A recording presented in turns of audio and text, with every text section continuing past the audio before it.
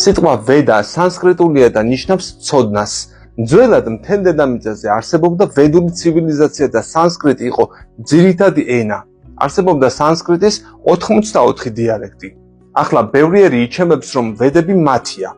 ინდუელები, სლავიანები, გერმანელებიც იჩემებდნენ და კიდევ ბევრი, მაგრამ სინამდვილეში ვედები არავისი არაა. ეს არის მარადიული ცოდნა, რომელიც ყოველთვის არსებობდა და იარსებებს, მაგრამ ხან მეტისთვის იქნება მისაწვდომი, ხან ნაკლებისთვის. ვედები უძველესი ცივილიზაცია.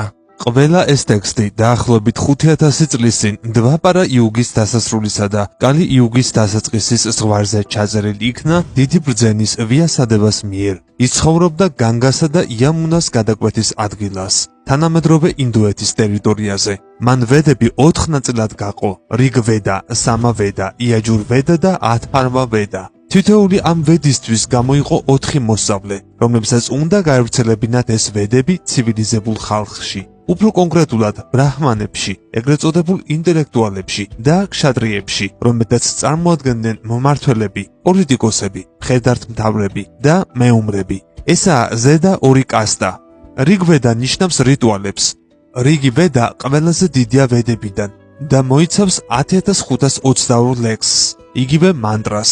შედგება 3 თავისგან, რომლებსაც ეწოდება მანდალები. აქ არის ისეთი ნახევარღმერთების დიდება და საგალობლები, როგორებიც არიან ინდრა, ბერძნულ მითოლოგიაში ზევსად ცნობილი, აგნი, ცეცხლის სტიქიის გამგებელი ნახევარღმერთი. სხვადასხვა კერპი, რომელსაც ერქვა აგონა, მესხებსაც ყავდათ, სურიას მზე. რიგვედას მეათედი ნაწილი მაგიური შელოცვებია. ეს ცოდნა გადაეცემოდათ მხოლოდ ბრაჰმანებს, მაღალი მორალის მქონეებს. სამავედა მოიცავს ლოცვებს და ჰიმნებს სხვადასხვა ცერემონიებისთვის. იგი ყველაზე მცირე მოცულობისაა ვედებიდან და შედგება 1549 ლექსისგან.